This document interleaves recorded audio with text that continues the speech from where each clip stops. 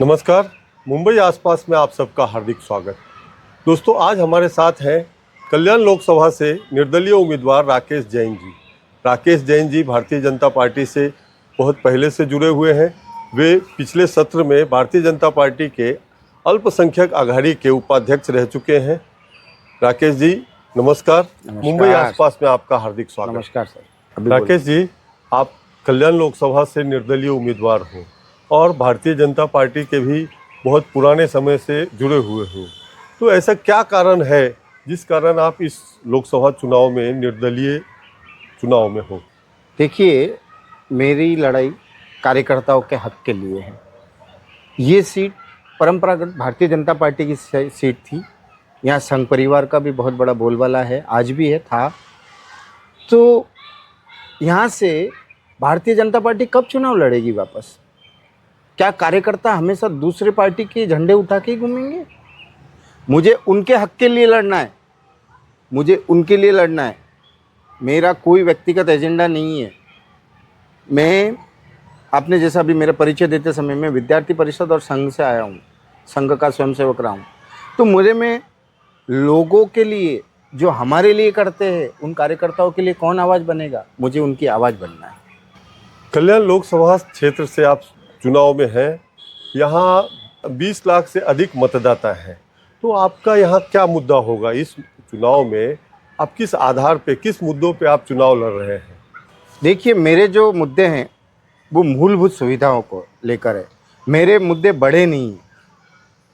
मेरे मुद्दे जनता की, जन सामान्य की रोज की जो रूटीन की चीज़ें हैं वो है। जैसे स्वास्थ्य है। आज स्वास्थ्य के लिए कल्याण लोकसभा में 22 लाख मतदार होने के बाद में भी एक सिविल हॉस्पिटल नहीं है। आप मुझे बताइए कि एक गरीब आदमी जब उसको हार्ट अटैक आ जाए वो कहाँ जाएगा? एक आप मुझे सरकारी अस्पताल बता दो, प्राइवेट में ही जाना है उनको। पूरा जाल बिछा के रखा है प्राइवेट हॉस्पिटलों का। क्या उसका हक नहीं है उसको अच्छा स्वास्थ्य मिले? या तो उसको अपने जीवन की कमाई देनी पड़ेगी या फिर उसको मरना पड़ेगा। उसके पास दो ही ऑप्शन है। जब बात करते हैं शिक्षा की, शिक्षा के क्षेत्र में यहाँ एक भी गवर्नमेंट कॉलेज बताओ जो सरकारी कॉलेज हमारे बच्चों के लिए, हायर एजुकेशन के लिए। अरे आप सरकारी एजुकेशन की तो बात छोड़िए, कॉलेज की बात छोड़िए, यहाँ पर हिंदी मराठी स्कूलें बंद हो रही है। यहाँ महाराष्ट्र में अगर मराठी स्कूलें बंद होगी तो क्या राजस्थान में मराठी स्कूल खोलेंगे? यहाँ कितनी उदासीनता है। आप जब पानी, मैं अब अगला मुद्दा लेता हूँ, मैं पानी की बात करता हूँ। आज 27 गाँव में 3-3 दिन बाद पानी आता है। आज 27 गाँव ई वार्ड से 128 करोड़ का रेवेन्यू कल्याण डुम्बली महानगर पालिका को मिला।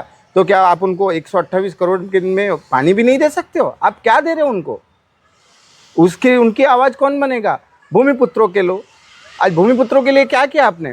केवल उनकी ज़मीन कौड़ियों के भाव खरीद कर बड़े बड़े बिल्डरों को बेच दी। उनकी बात कौन सुनेगा? उनकी आवाज़ कौन बनेगा? मुझे उनकी आवाज़ बनना है, उनके लिए करना है। आज भारतीय जनता पार्टी के कार्यकर्ताओं पर हमले हो रहे, मेरे ऊपर भी हमला हुआ है, पीछे और बहुत सारे कार्यकर्ताओं पे हमला हो। उनकी आवाज़ कौन बनेगा? कौन सुनेगा उनकी बात? मुझे सर्व सामान्य का, हर एक आम नागरिक की आवाज़ बन के उनके लिए लड़ना है। आज कल्याण महानगर पालिका पूरे भारत भर में प्रसिद्ध हो गया अनाधिकृत बांधकाम के लिए। आज मुझे आप एक बात बताइए, अनाधिकृत बांधकाम के लिए जिम्मेदार कौन? जब बिल्डिंग बनती है तो प्रशासन सोया रहता है। एक बिल्डर बिल्डिंग बना के प्रशासन का काम कर लेता है, खुद का पेट भर लेता है, बिल्डर का पेट भर लेता है, और एक गरीब आदमी, आम आदमी जो अपने पूरे जीवन भर की कमाई से वहाँ घर खरीदता है, आज उनके रजिस्ट्रेशन बंद पड़े। आज उनको घर भी नहीं मिल रहे और बैंक के हफ्ते भी उनको भरने पड़ रहे। उनकी आवाज़ कौन बनेगा? उनकी आवाज़ बनना चाहता हूँ। राकेश जी, डोंबिवली से लाखों लोग हर दिन सुबह मुंबई के लिए लोकल ट्रेन से प्रवास करते हैं। सेंट्रल रेलवे का हर महीने का करीब 9 करोड़ रुपया रेलवे डोंबिवली से उन्हें आता है, और सुविधाओं के नाम पे हर हफ्ते 2-4 लोग यहाँ से मर रहे हैं ट्रेन में चढ़ते वक्त या फिर ज़्यादा भीड़ होने। तो इस बारे में आप क्या बोलते हैं? देखिए, सबसे अच्छा मुद्दा आपने बताया मुझे।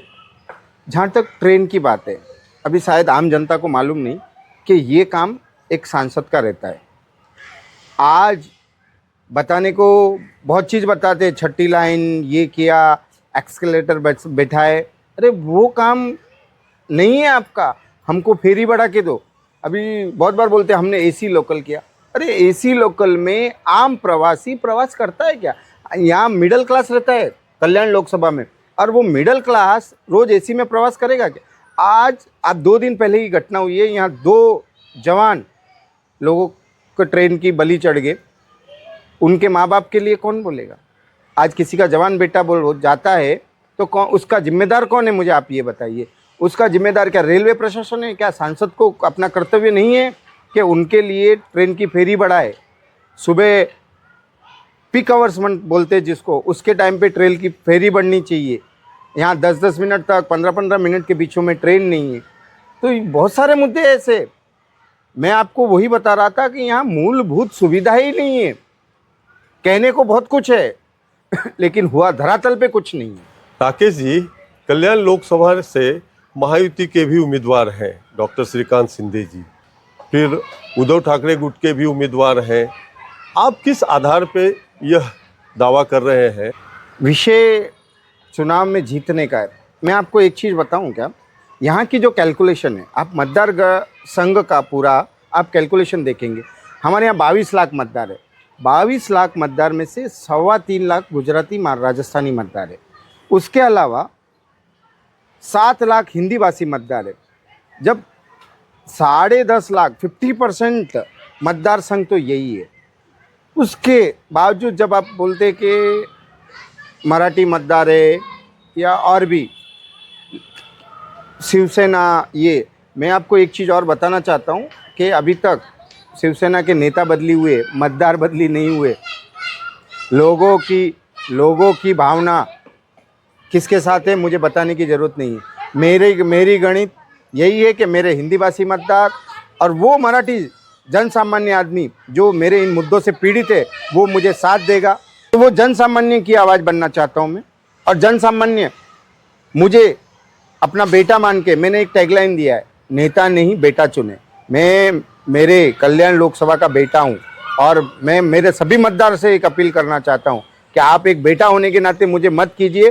फिर मैं आपकी कैसी सेवा करता हूँ, आपको विश्वास दिलाता हूँ कि आपकी हर समस्या का निराकरण मैं करूँगा, मैं उसका समाधान लाऊंगा। धन्यवाद राकेश जी, मुंबई आसपास से आपने बातचीत की, विस्तृत रूप से बातचीत की। हम लोग फिर मिलेंगे नए मुद्दे के साथ, तब तक के लिए धन्यवाद।